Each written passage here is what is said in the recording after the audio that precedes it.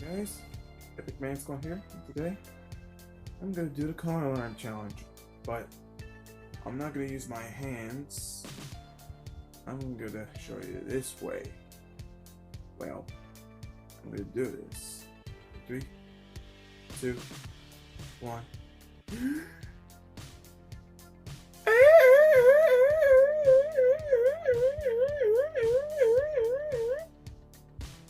That's how I do it.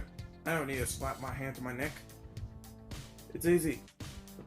I can control my neck. Well, everybody can do that, but not a lot of people can control the inside of the neck. Like how a hard one can be. Well, that's why I was going to go with the most greatest time. Don't try this at home with the hand. If you do it, you'll be gone for good.